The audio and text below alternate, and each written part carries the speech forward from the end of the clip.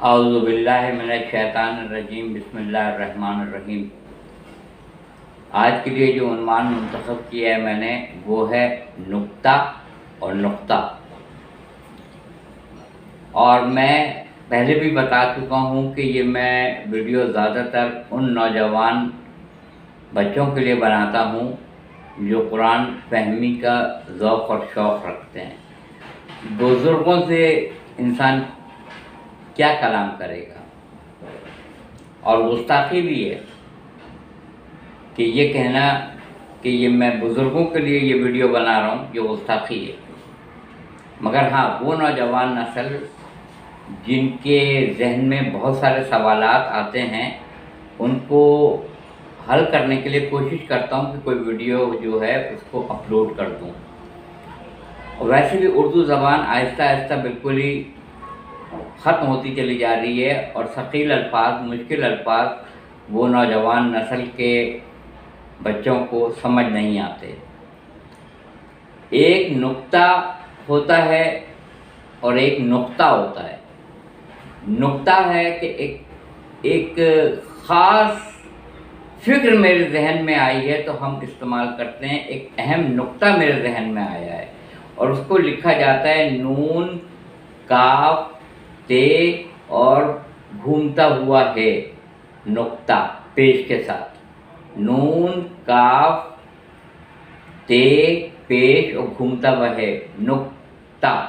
ایک اہم نقطہ میرے ذہن میں آیا ہے، اور نقطہ نون، قاف، توے اور گھومتا ہوا ہے نقطہ، جس کو ہم ڈاٹ کہتے ہیں۔ ڈاٹ مثال کے طور پہ اگر سین کے اوپر 3 نقطے لگ جائیں تو شین ہو جائے گا۔ نوجوان نسل کے لیے بتا رہا ہوں، نوجوان بچوں کے لیے۔ بزرگ تو مجھ سے بہتر جانتے ہیں، کئی گنا بہترین جانتے ہیں، بہتر نہیں بہترین جانتے ہیں۔ اور اگر بے کے نیچے لگا دیا جائے ایک نقطہ تو وہ بے ہو جائے گا۔ اسی طرح نون غنہ کے اندر اگر نون کا نقطہ ڈالا جائے تو وہ نون ہو جائے گا، اور تے کے اوپر 2 نقطے ہوں گے، اسے نقطہ کہیں گے۔ ذہن میں کوئی اہم بات کا جواب آیا تو ہم عموماً کہتے ہیں میرے ذہن میں ایک اہم نقطہ آیا ہے، اسے نقطہ کہتے ہیں۔ اور جس کو ڈاٹ کہتے ہیں، جو ہم استعمال کرتے ہیں اردو زبان میں، جس کو لکھتے ہیں نقطہ ڈالتے ہیں، وہ الگ ہے۔ یہ تمہید اس لیے میں نے باندھی کہ امیر المومنین حضرت علی ابن ابی طالب علیہ السلام ارشاد فرماتے ہیں کہ میں بے کا وہ نقطہ ہوں۔ جو چیز پورے قرآن مجید میں ہے وہ سورہ یاسین میں ہے، جو پورے سورہ یاسین میں ہے وہ سورہ حمد میں ہے، اور جو سورہ حمد میں ہے وہ اس کی بائے بسم اللہ میں ہے، جو بائے بسم اللہ میں ہے وہ اس کے بے میں ہے، اور میں بے کا وہ نقطہ ہوں۔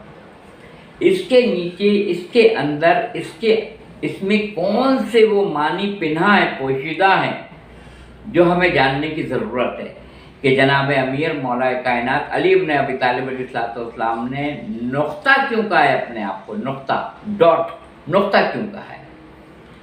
دیکھیے، اگر سین لکھ کے چھوڑ دیا جائے اور میں آپ سے کہوں کہ یہ کیا لکھا ہے، آپ کہیں گے سین، بالکل صحیح ہے، اور تھوڑی دیر کے بعد میں اس میں 3 نقطے اوپر لگا دوں تو یہی سین شین بن جائے گا۔ اگر میں نون غنہ لکھ دوں تو آپ کیا کہیں گے؟ نون غنہ ہے۔ جیسے کہاں جائیں گے، کہاں میں نقطہ نہیں ڈلے گا، نون غنہ، اور اسی نون غنہ میں اگر آپ نے نقطہ ڈال دیا تو وہ نون ہو گیا۔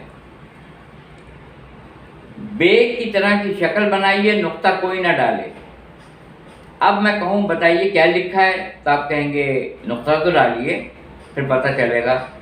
تو میں نے ایک نیچے نقطہ ڈالا، انہوں نے کہا بے ہے۔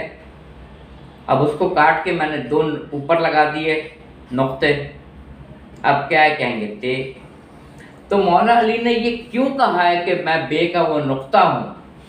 اس لیے یہ بتانے کے لیے کہ اگر میری ذات کو قرآن مجید میں سے نکال دو گے تو قرآن مجید قیامت تک سمجھ میں نہیں آئے گا۔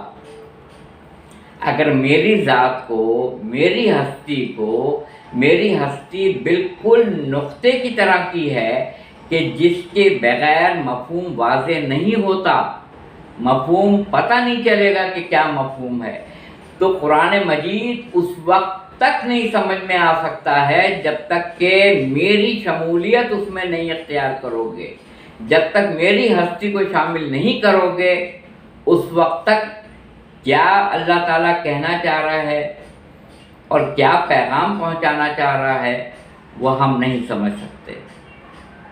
اسی لیے کہا میں بے کا وہ نقطہ ہوں جس کے بغیر مفہوم تمہارے اوپر آشکار نہیں ہو سکتا ہے، تم مفہوم نہیں سمجھ سکتے ہو جب تک تم مجھے شامل اس کے اندر نہیں کر لو گے۔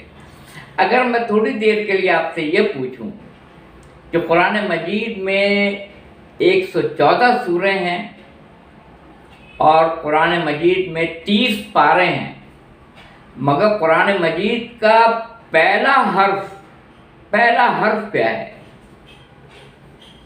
میں نے پوچھا تھا لوگوں سے، انہوں نے کہا کہ الحمد وہ پہلا ہے، کیونکہ سورہ حمد پہلا سورہ ہے، اس لیے انہوں نے کہا الحمد ہے۔ میں نے کہا نہیں، کہنے لگے پارے کے حساب سے اگر ہے تو الف لام میم، الف بھی حرف ہے اور الحمد کا الف بھی حرف ہے۔ میں نے کہا نہیں، کہنے لگے پھر پہلا حرف کیا ہے قرآن مجید کا جہاں سے وہ شروع ہوتا ہے؟ میں نے کہا بے ہے، بسم اللہ الرحمن الرحیم، بسم اللہ الرحمن الرحیم۔ جیسے ہی آپ تلفظ سے پڑھتے ہیں زیر زبر ہو جاتا ہے، اس کے اندر میں معافی خواہشگار ہوں، بسم اللہ الرحمن الرحیم۔ تو سب سے پہلا حرف جو قرآن مجید کھولتے ہی،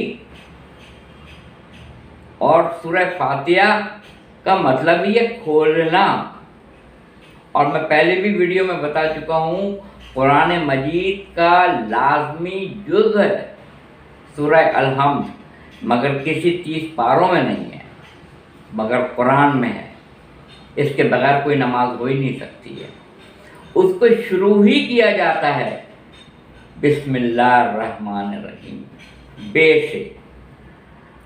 اب حروف تہجی کا جو بھی حرف آپ اٹھائیں گے، الف بھی حرف ہے، بے بھی ہے، پے بھی ہے، تے بھی ہے، سے بھی ہے، یہ سب حروف ہیں۔ بے بھی پہلا حرف ہے قرآن مجید کا، بے، تو قرآن شروع ہی ہو رہا ہے بے سے۔ اور اس بے کی خاصیت یہ ہے کہ جس کے نیچے ایک نقطہ ہے۔ تو امیر المومنین علی بن ابی طالب علیہ السلام خطیب منبر سلونی بتانا چاہ رہے ہیں کہ مجھے اگر ہٹا دو گے اس قرآن مجید میں سے تو کوئی آیت سمجھ میں نہیں آئے گی، نہ شان نزول، نہ اللہ تعالیٰ کیا کہنا چاہ رہا ہے، اور نہ تم سمجھ سکو گے اگر میری ذات کو اس میں سے نکالا تو۔ اتنی بڑی بات ہے۔ شاعر نے اسی مفہوم کو 2 مصروں میں بیان کیا ہے۔ یہ بات مجھ کو بتاتی ہے میری عقل سلیم، یہ بات مجھ کو بتاتی ہے میری عقل سلیم، علی جو تم میں ہو شامل تو بنتی ہے تعلیم۔ اگر آپ تعلیم لکھیں تے عین لام یہ میم، اور تعلیم کا تے اور میم نکال دیں تم، تو عین لام یہ علی الگ ہو جائے گا، تم الگ ہو جاؤ گے، تعلیم کا تے اور میم نکالا تم، اور عین لام یہ علی وہ الگ ہو جائے گا۔ جب تک تعلیم کے زیور سے آراستہ ہونا چاہتے ہو تو جب تک علی کو شامل نہیں کرو گے اس تعلیم میں، تعلیم سے ناآشنا رہو گے، تعلیم تم تک نہیں پہنچ سکے گی۔ یہ بات مجھ کو بتاتی ہے میری عقل سلیم، علی جو تم میں ہو شامل تو بنتی ہے تعلیم۔ کتنی بڑی ذات ہے، میں نے بہت سارے چینلز کے اوپر بہت سارے لوگوں کو سورہ پڑھتے ہوئے دیکھا بھی ہے اور سنا بھی ہے، جو بسم اللہ الرحمن الرحیم کے بغیر سورہ حمد شروع کرتے ہیں، بسم اللہ الرحمن الرحیم کے بغیر سورہ اخلاص شروع کرتے ہیں اور دوسرے سورہ شروع کرتے ہیں۔ ان سے سوال کیوں نہیں کیا جاتا ہے کہ سوائے سورہ توبہ جو نواں سورہ ہے جو بسم اللہ الرحمن الرحیم کے بغیر ہے، سارے سورہ آپ کو بسم اللہ الرحمن الرحیم پڑھ کے شروع کرنا ہے۔ آپ جب سورہ حمد کی تلاوت کر رہے ہیں تو آپ بسم اللہ الرحمن الرحیم کیوں نہیں کہہ رہے ہیں؟ اب آپ کو بھی سمجھ میں آ گیا ہوگا کہ وہ بسم اللہ الرحمن الرحیم کیوں نہیں پڑھتے ہیں۔ اپنی رائے دیجیے گا کمنٹ سیکشن میں اور مجھے بتائیے گا کہ میں کہاں تک یہ پیغام پہنچانے میں کامیاب ہوا ہوں اور کہاں تک میں اس میسیج کو آپ تک پہنچا سکا ہوں۔ وآخر دعوانا الحمدللہ رب العالمین۔